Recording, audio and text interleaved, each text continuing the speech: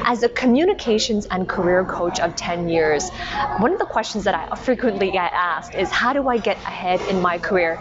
So what I want to be able to share with you in this video is, how do you get ahead in your career, and how do you lead when you are not in charge?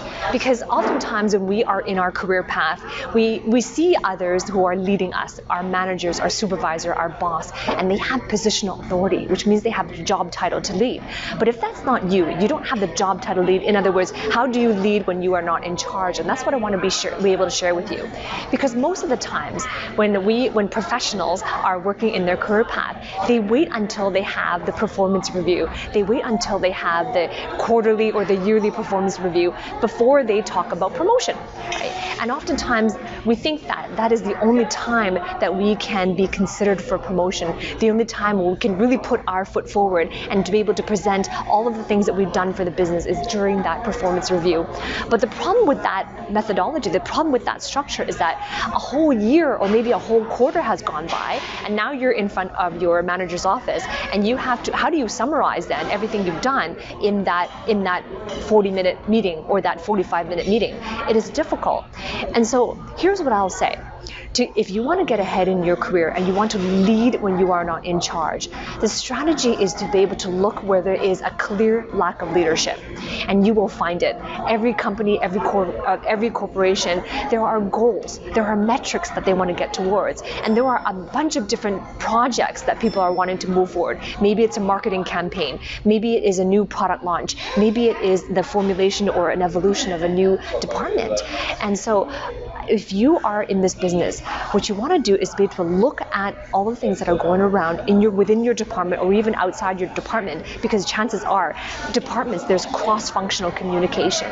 There's like, people aren't working in silos. The thing is to create a unified front in the business. So look for opportunities where there is a clear lack of leadership, and then what you want to do is to be able to go in there and offer solutions where there could be solutions, right? Because chances are, if there is an arena where there is a clear lack of leadership, they will welcome someone to step in and suggest a solution. They will welcome someone come in and say, here's what we got to do, and take the leadership. Because one of the things that people do wrong is that they offer leadership where leadership is not valued. And that's the same thing as offering value when there is not. You're trying to create value in a situation where there is not an ask or a need for more value to be created. So the way that you can be noticed is if you offer value and you offer leadership in an arena or in an environment where there is clearly a need for it, right? Because they will already sense that from you. So once you've identified such an arena, what you want to do before you jump in is just to observe from the sidelines, right? When you're observing, gather facts around it. Who's involved? Who's not involved? Who should be involved that's not involved? What are the things that are being done? And of the things that are being done, what's working and what's not working? What are the goals? What are the corporate goals? What are the individual team goals? Just observe from the sidelines and gather facts before you jump in there and offer your solutions. Talk to some people, right? Talk to some people and come at the standpoint of what's going on. How can I help you? How can I support you? Because the chances are, if you're waiting until the performance review, then a lot could have happened, and maybe that window of opportunity where you could have stepped in, you might have missed that. So now let's say that some time has gone by where you've observed from the sideline, you've gathered enough of the facts, and now you have a coherent solution that you want to propose. Here's what you do. You go to your boss, you go to your supervisor and your manager, and what you can do is pre-negotiate your promotion.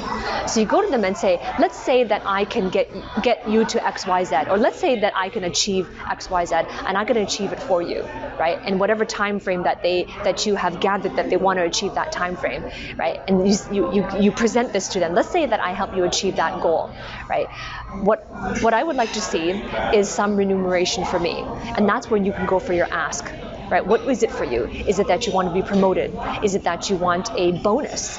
Is it that you want to have an increase in salary? Or is it that you want to be included on a particular project and therefore get more visibility and grow your own team? So that is when you can go for an ask. And most of the time, people don't understand that they can pre-negotiate their promotion, because now when you're coming in and pre-negotiating, you're not waiting until the performance review to put yourself up for promotion, right? Your ability to be able to take the lead in your career is up to you.